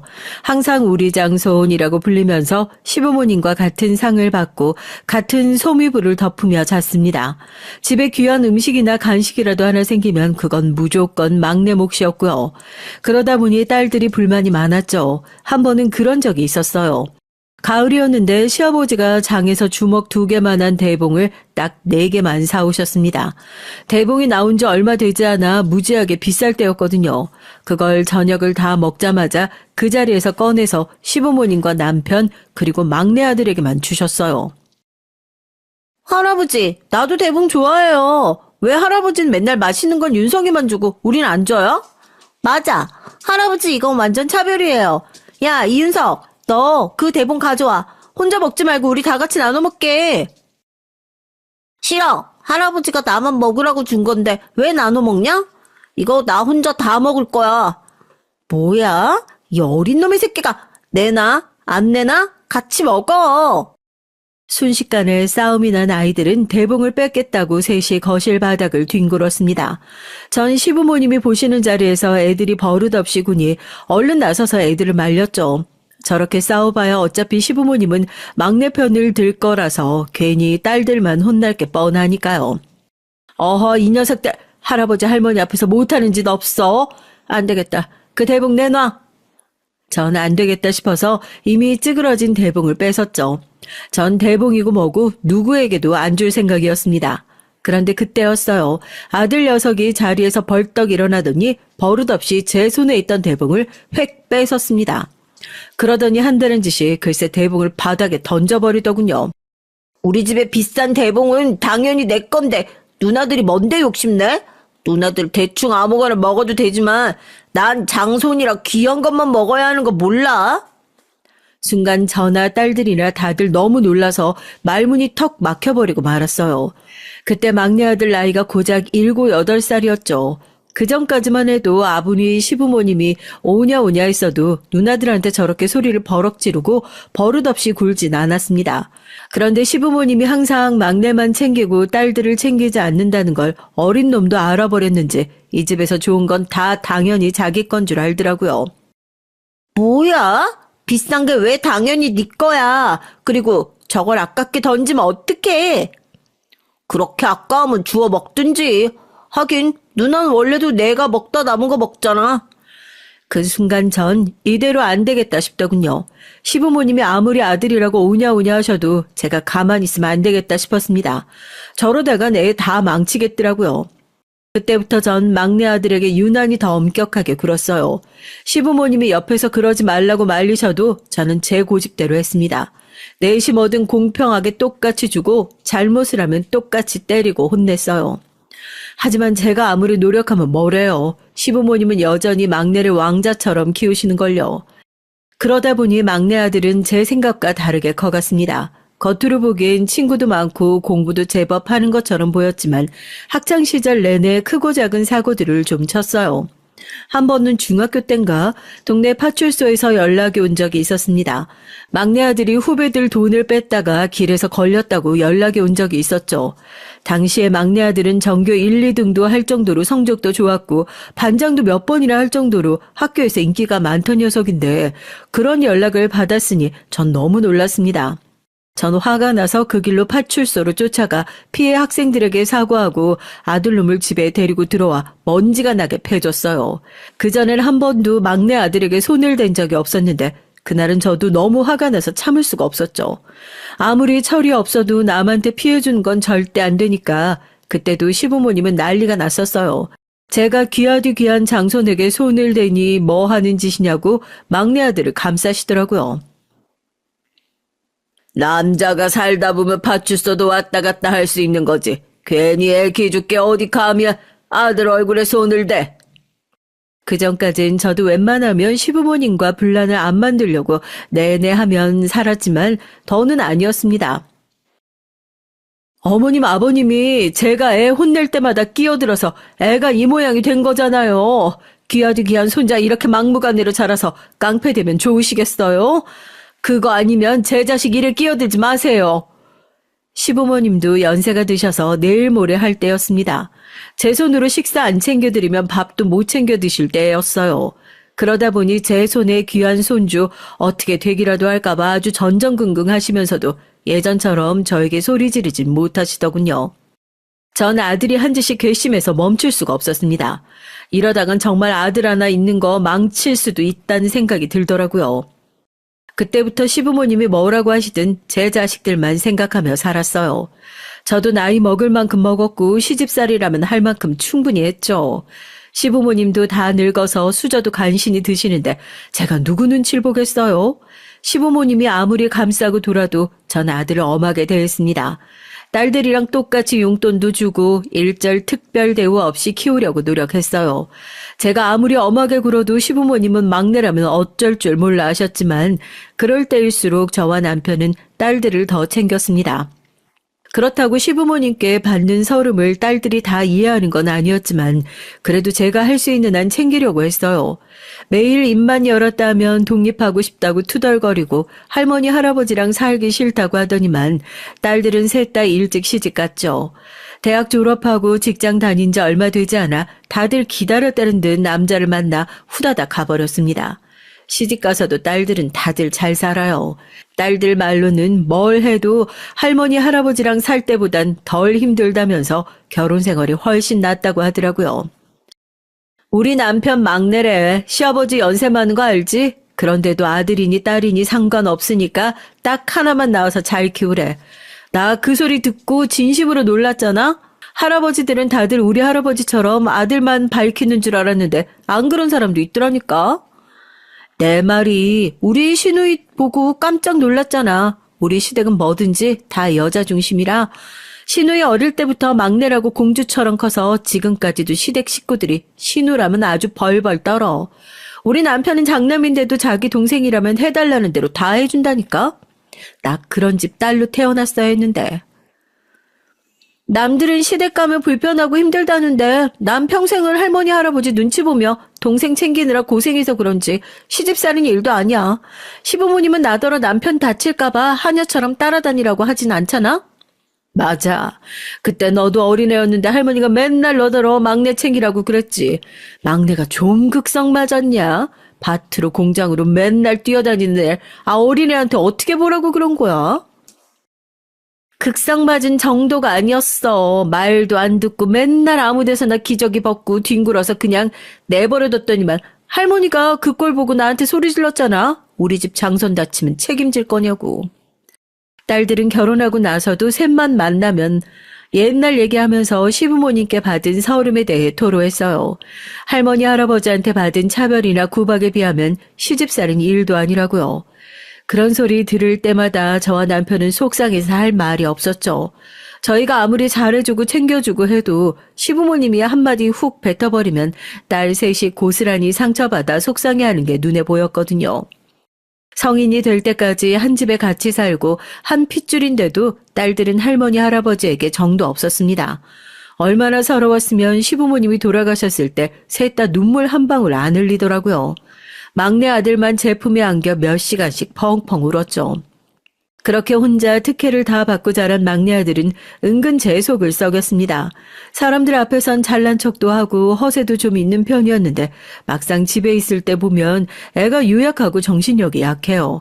뭘 결정할 때도 우왕좌왕하다가 주변 사람들이 하는 말에 금방 휩쓸려 버리곤 했죠.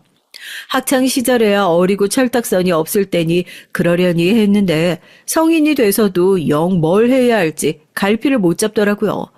공부는 그래도 잘하는 편이라서 당연히 서울로 대학을 보내려고 했어요. 그런데 집을 떠나서 혼자 살기 무섭다면서 말도 안 되는 핑계를 대더니만 서울에 있는 대학을 안 가겠다고 우기더라고요. 전 사내 새끼가 다 커서 왜 저러나 했는데 시부모님은 그런 막내 아들을 안쓰러워하시면서 하고 싶은 대로 하라고 했어요. 집에 땅도 있고 공장도 있는데 뭐하러 힘들게 취직하겠다고 서울까지 올라와서 공부해. 이 동네도 좋은 학교 많은데.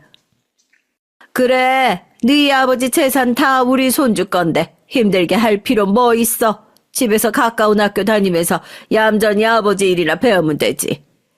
시부모님은 항상 그런 식이었습니다. 제 딸은 대학을 가든 시집을 가든 일절 관심도 없으면서 막내 아들이 한마디만 하면 본인들이 다 해결해 줄 것처럼 나섰어요. 하나뿐인 장손 혹여나 혼자 서울에 올라가 고생이라도 할까봐 아주 전전긍긍 하셨습니다. 그때도 저와 남편은 답답해서 어떻게든 서울로 올려보내려고 했는데 아들놈이 올라갈 생각이 없었어요. 시부모님 말씀대로 동네에서 대학 다니면서 남편 일을 배우겠다고 하더라고요. 그러던 중 생각지도 못한 일이 벌어졌습니다. 몇 년 전까지만 해도 누나들 서울로 대학 갈 때 본인도 간다고 그렇게 난리를 피던 놈이 왜 갑자기 생각이 바뀌었나 했더니만 이게 여자가 있었더라고요. 그것도 고3 때 과외받던 대학생 과외 선생님한테 빠져서 그 과외 선생 따라 같은 학교에 간 거였어요. 나이도 많은 과외 선생한테 빠진 것도 기가 막힌데 이 녀석이 사고를 치고 말았습니다. 과외 선생이랑 둘이 좀 좋아서 몇 달 만나긴 했나 봐요. 그런데 그게 정상적인 연애가 아니라 둘이 바람을 피운 거랍니다. 그의 과외 선생한테 오래 만나던 남자친구가 있었는데 그 남자친구가 군대에 있는 사이에 우리 막내랑 둘이 만났나 봐요. 같은 학교를 다녔으니 둘이 좋아서 매일 붙어 다니다가 제대하고 나온 과외 선생님 남자친구가 둘이 만나는 걸 알게 돼서 학교에까지 쫓아와 난리를 쳤나 봐요. 남자애가 체대생이었다는데 막내가 그 남자한테 학교 한복판에서 엄청 두들겨 맞고 들어와 집안이 한바탕 난리가 났었습니다. 시부모님은 당장 막내 때린 놈을 고소하겠다고 난리였고 막내는 쪽팔려서 앞으로 학교를 어떻게 다니냐고 난리였습니다.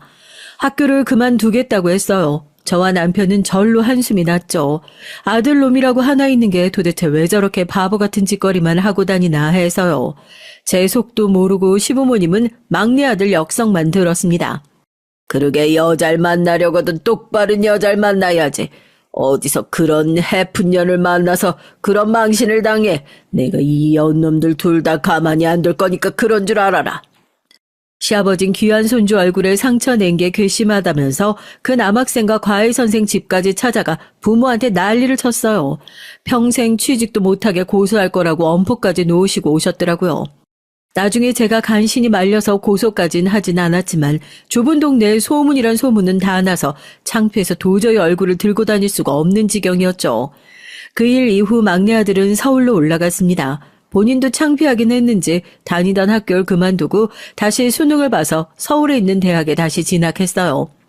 그래도 서울로 올라간 이후엔 좀 잠잠한 듯 했습니다. 남들보다 조금 늦게 서울로 대학도 가고 졸업과 동시에 서울에서 취직도 하길래 이제 좀 정신 차렸나 했죠. 그런데 사람이 어디 가는 게 아니더라고요. 이 자식이 취직하고 나서도 자꾸만 크게 작게 사고를 쳤어요. 돈 사고를 쳐서 도와준 게 한두 번이 아닙니다. 집안 남자 중에 사업하겠다고 일 벌이는 사람이라고는 없는데 도대체 누굴 닮았는지 저희 막내 아들은 직장 생활이나 착실히 하면 좋을 걸 자꾸만 사업을 하겠다고 일 벌여놓는 걸 좋아했어요. 그러더니만 결국은 멀쩡히 다니던 직장을 그만두더니 무슨 디저트 사업을 하겠다고 여기저기서 돈을 빌려 가게를 냈어요. 그때 시아버지께선 진작 돌아가시고 시어머니께서도 오늘 내일 할 때였는데 막내 아들놈이 어느새 시어머니를 꼬셔서 시어머니한테 돈을 받아다가 일을 벌였더라고요. 그런데 그게 쫄딱 망해버렸습니다. 무슨 빙수기계를 개발하겠다고 호들갑을 떨더니만 그게 잘못됐는지 처음 투자한 돈도 거의 못 건졌나 보더라고요. 그 일로 시어머니께서 충격을 받아서 쓰러지셨죠. 빌려준 돈이 아까워서가 아니라 사업이 잘 안 돼서 아들놈이 힘들어할까봐 걱정돼서 쓰러진 거였어요. 아이고 우리 손주 어떡하냐. 우리 손주 불쌍해서 어떡해. 제 아들놈인데도 전 하나도 불쌍하지 않았어요. 사업의 사자도 모르는 게 자기 돈도 아니고 할머니 돈을 가지고 나가서 바보 같은 짓을 벌였으니 불쌍하긴커녕 화만 났습니다. 그런데도 저희 시어머니는 귀한 손주 기죽어서 혹여나 세상 등이라도 질까봐 걱정된다면서 바리바리 반찬까지 싸들고 서울까지 5시간 걸려 올라가서 걱정하지 말라고 할머니가 다 해결해주겠다고 하셨어요. 우리 손주 걱정하지 마. 할머니가 빚 다 갚아주고 다른 가게도 차려줄 수 있게 도와줄 테니까.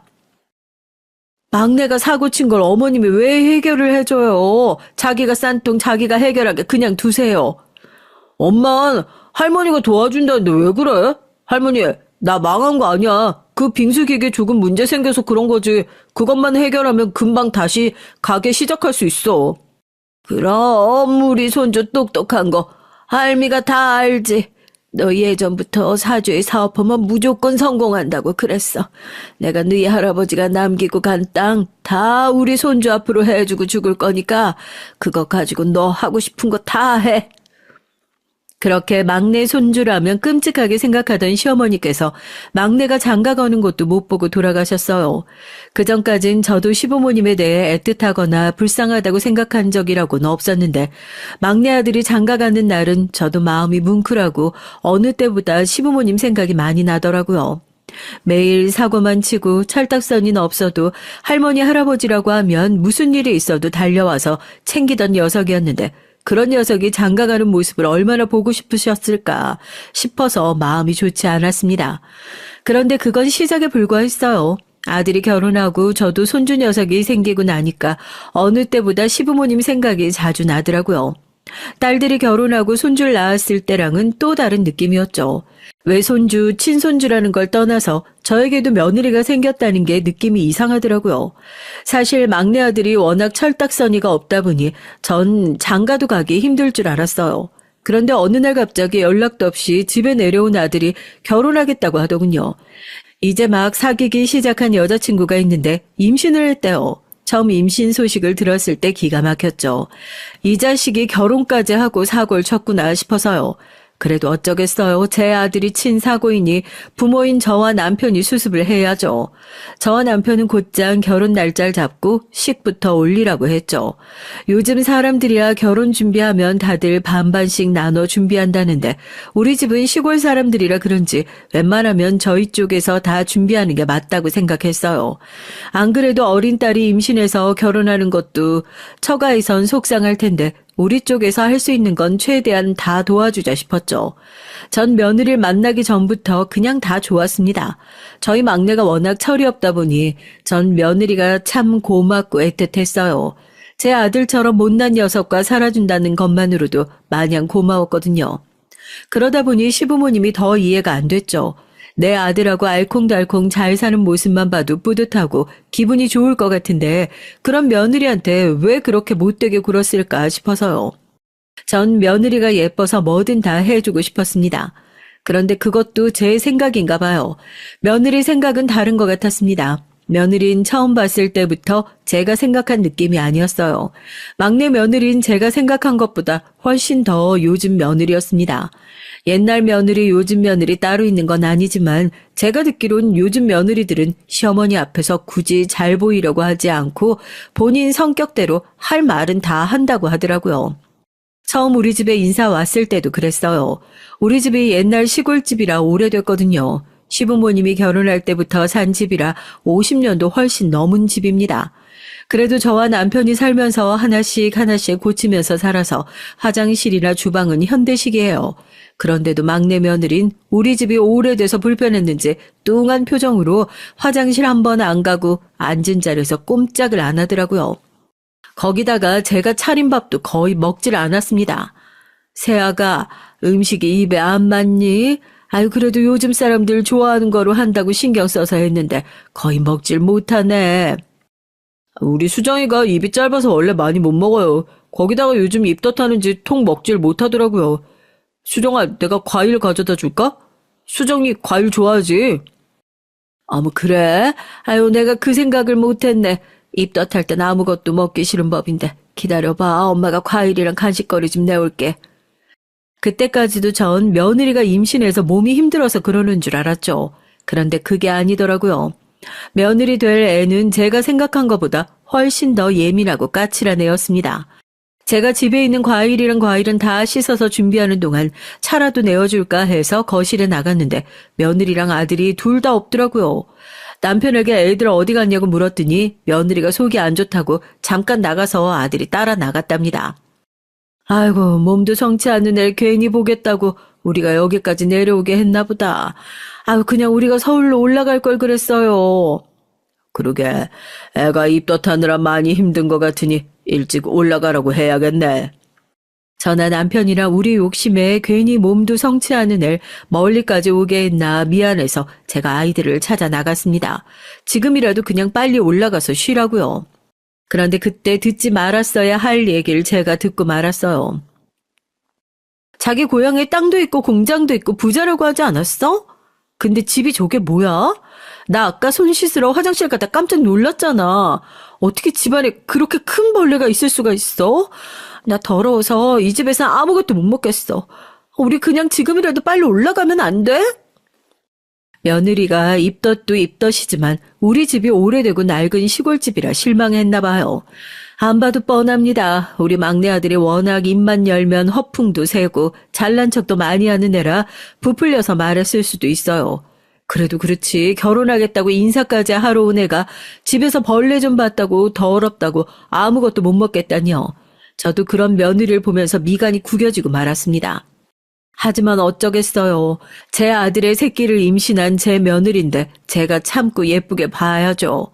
전 애써 목소리 가다듬고 나가서는 모르는 척 웃었습니다. 아이고, 몸이 안 좋은가 보다. 우리 괜히 보고 싶다고 이 먼 데까지 불러서 우리 세아가 힘들게 했네. 오늘은 얼굴 봤으니까 됐고 더 늦기 전에 얼른 올라가. 다음번엔 우리가 서울로 올라갈게. 그때 또 보면 되지. 막내 아들은 기다렸다는 듯 그럼 올라가 보겠다고 했어요. 아무래도 아들놈도 중간에서 민망했겠죠. 아무리 눈치가 없고 철없는 녀석이라도 오랜만에 이 멀리까지 결혼하겠다고 인사와선 밥도 대충 먹고 올라가기 저나 남편에게 민망했을 테니까요. 그 순간 전 아들과 며느리에 대한 기대를 내려놓기로 했습니다. 우리 시대 때나 바보같이 시부모님 눈치 보면서 살았지 요즘 애들이 누가 그러고 살고 싶어 하겠어요. 우리 딸들만 봐도 평소에 시댁에 잘하고 잘 챙기는 것 같아도 시부모님이 한마디라도 듣기 싫은 소리 하면 쪼르르 저한테 전화해서 시댁 욕을 한 바가지를 하고 끊거든요. 그러면서 마지막에 전화 끊을 때마다 저에게 꼭 하는 소리가 엄만 나중에 며느리한테 그러지 말라고 했어요. 세상에 시어머니 좋아하는 며느리 아무도 없으니까 제발 귀찮게 하지 말라고요. 그냥 없는 듯 조용히 살아주는 게 며느리랑 잘 지내는 거라고 했죠. 그땐 딸들 말도 이해가 되지 않았습니다. 아무리 귀찮고 싫어도 가족인데 평생 없는 듯이 조용히 산다는 게 말이 안 되잖아요. 자고로 부모라는 건 자식이 아무리 나이가 들어서 다 커도 평생 자식 걱정하는 게 일인 사람들인데 그게 가능할까 싶었죠. 그런데 딸들 말이 맞았습니다. 시어머니는 그냥 아무 이유도 없이 싫은 존재인가 봐요. 제가 뭘 아무것도 하지 않아도 며느린 그냥 절 싫어한다는 게 느껴졌어요. 며느린 결혼하고 1년 동안 한 번도 집에 내려온 적이 없어요. 그걸 가지고 서운하게 생각한 적은 진심으로 한 번도 없습니다. 결혼했을 당시 이미 임신 상태였고 결혼하고 반년 만에 손주가 태어났으니 아이가 어려서 먼 시골까지 올 수가 없었죠. 그러다 보니 명절에도 아들만 혼자 내려왔었어요. 아들도 빨리 서울에 올라가 아이 봐야 한다고 잠깐 얼굴만 비추고 올라간 게 다였죠. 그러다 보니 전 손주가 너무 보고 싶었어요. 가끔 아들이 사진을 보내줘서 보기는 하지만 실물로 너무 보고 싶었습니다. 자는 모습, 우는 모습 다 궁금했죠.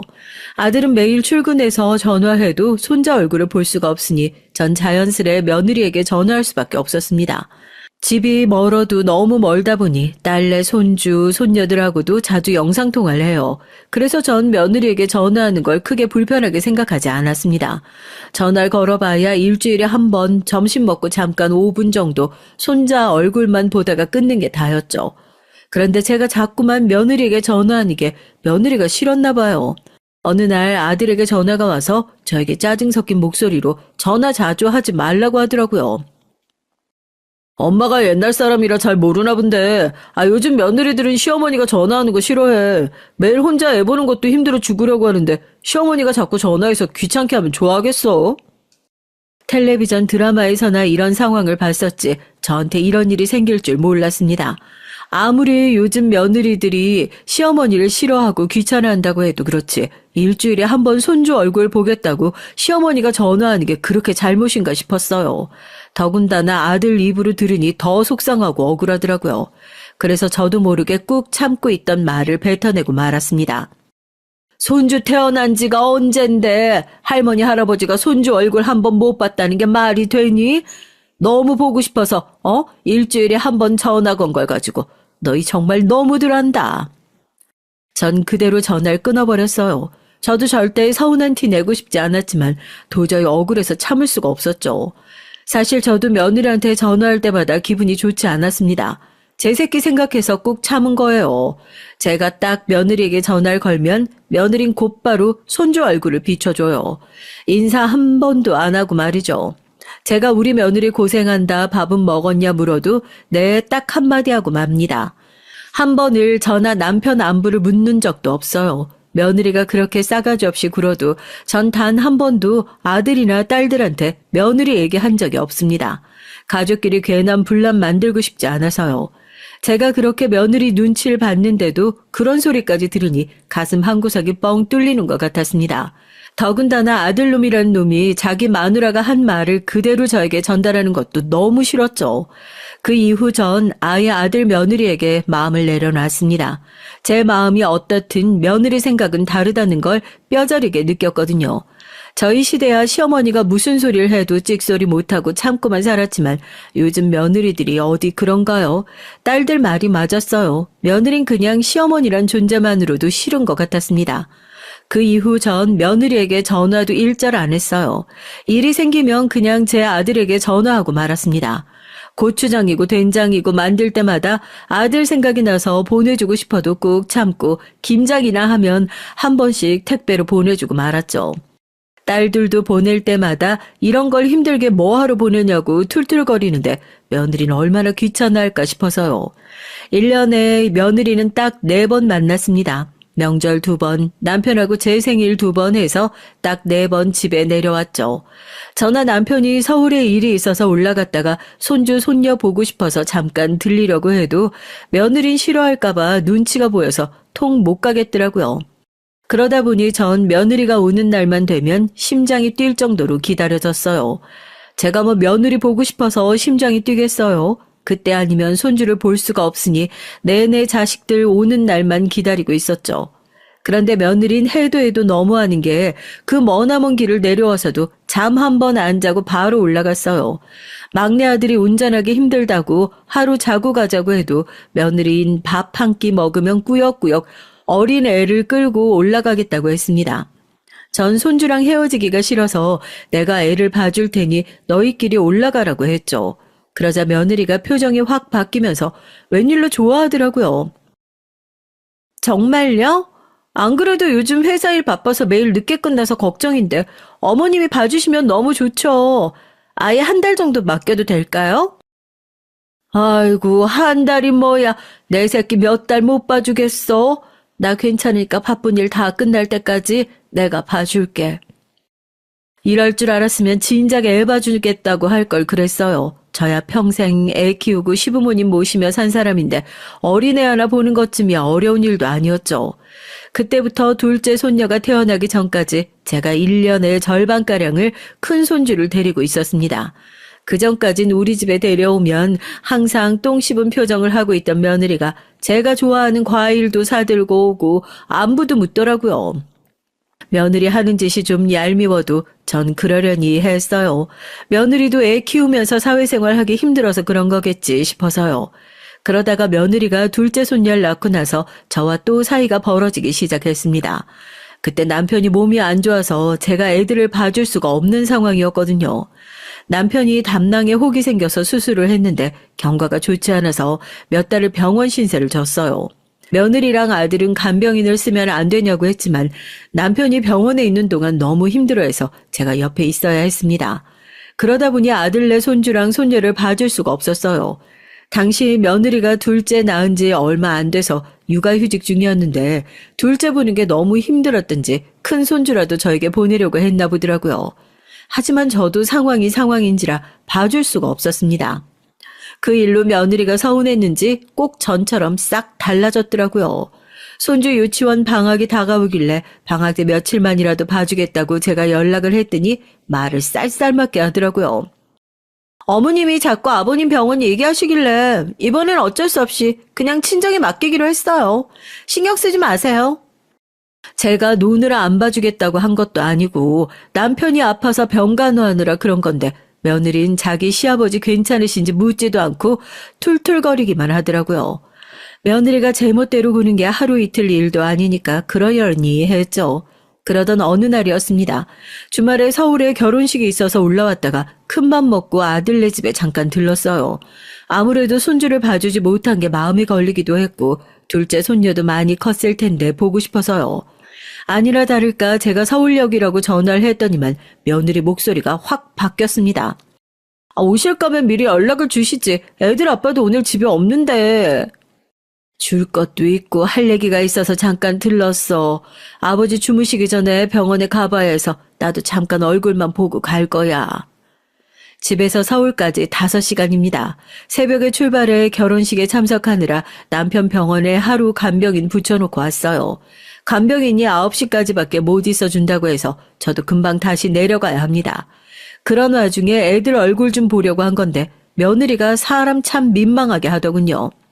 그래도 오랜만에 손주 손녀를 보니 기분이 좋아서 며느리에 대한 미움은 금방 잊어버렸어요. 그런데 그때였습니다. 손녀가 이유식을 먹다가 옷에 다 흘려서 며느리가 씻기러 화장실에 들어갔는데 그때 제 무릎에 앉아있던 6살짜리 손주가 믿기지 않는 얘기를 했어요. 할머니, 내가 저번에 엄마랑 이모랑 통화하는 거 들었는데 엄마가 할머니 빨리 뒤졌으면 좋겠대. 근데 할머니 뒤진다는 게 무슨 뜻이야? 할머니 빨리 뒤지면 좋은 거야? 전 순간 제 귀를 의심했어요. 손주 말이 사실이 아니길 바랐고요. 하지만 그 말은 분명히 사실이었습니다. 어린 손주가 거짓말을 할 리 없으니까요.